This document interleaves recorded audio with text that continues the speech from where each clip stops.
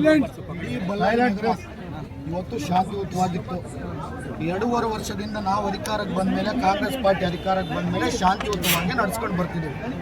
ನಾವಿವತ್ತು ಎಲ್ಲರೂ ಸೇರಿ ಇಡೀ ಎಲ್ಲಿ ನಮ್ಮ ವಾಲ್ಮೀಕಿ ಅಜ್ಜವ್ರನ್ನ ನಾವೇನು ಕೂರಿಸ್ಬೇಕಂತೇಳಿ 3ನೇ ತಾರೀಕು ಅದ್ದೂರಿ ಕಾರ್ಯಕ್ರಮವನ್ನು ನಾವು ಮಾಡ್ಕೋಬೇಕಂತಿದ್ರೆ, ಯಾವ ವಾಲ್ಮೀಕಿ ಅಜ್ಜವ್ರ ಹೆಸರನ್ನು ಹೇಳ್ಕೊಂಡು ರಾಜಕೀಯವನ್ನು ಬೇಳೆ ಬೇಯಿಸ್ಕೊಂಡ್ರು ಈ BJP-ಯವರು, ಇವತ್ತು ಆ ವಾಲ್ಮೀಕಿ ಅಜ್ಜನ ಕಾರ್ಯಕ್ರಮವನ್ನು ಅಡ್ಡಪಡಿಸೋಕ್ಕೆ ಅದಕ್ಕೆ ಇದು ಲಾಂಡ್ ಆರ್ಡರ್ ಪ್ರಾಬ್ಲಮ್ ತರಬೇಕಂತೇಳಿ ಇಂಥ ಚಿಕ್ಕ ಅಂದರೆ ತುಚ್ಛವಾದಂಥ ಬುದ್ಧಿಯನ್ನು ತಗೊಂಡ್ಬಂದು ಇವತ್ತು ಬಂದಿದ್ದಾರೆ.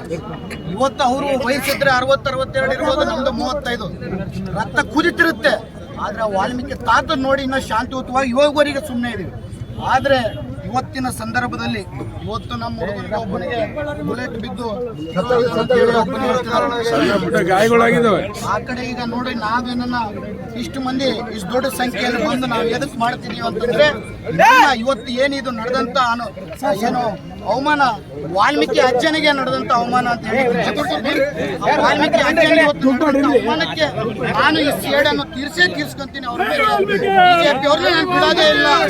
ವಾಲ್ಮೀಕಿ ಅಜ್ಜವ್ರು ಏನು ಶೂನ್ಯದಿಂದ ವಾಲ್ಮೀಕಿ ಅಜ್ಜವ್ರನ್ನ ಹೆಸರನ್ನು ಹೇಳ್ಕೊಂಡ್ ಬಂದಂತ ಏನು ಅವರು ಲೀಡರ್ಗಳಿದ್ದಾರೆ, BJP ಪಕ್ಷದ ನಾಯಕರು. ಅವ್ರ ಹೆಸರುಗಳು ತಗೊಳಕ್ ಕೂಡ ಅವಶ್ಯಕತೆ ಇಲ್ಲ. ನಾನು ಹೆಸರುಗಳು ತಗೊಂಡು ಬಹಳ ಸರಿ ಯಾವ ರೀತಿಯಲ್ಲಿ ಬೈದಿದ್ದು ನಾವೆಲ್ಲ ನೋಡಿದಿರಿ.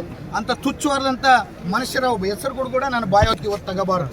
ಯಾಕಂದ್ರೆ ಇವತ್ತು ವಾಲ್ಮೀಕಿ ಅಜ್ಜನ ಕಾರ್ಯಕ್ರಮವನ್ನು ಹಾಳು ಮಾಡ್ಬೇಕಂತೇಳಿ ಈ ಕುತಂತ್ರವನ್ನು ಮಾಡಿ ಇವತ್ತು ಮಾಡಿದ್ದಾರೆ. ಇದಕ್ಕೆ ಅವರು 1000 ಪಟ್ಟು ಅನುಭವಿಸ್ತಾರೆ. ಅನುಭವಿಸಂಗ ನಾನು ಮಾಡೇ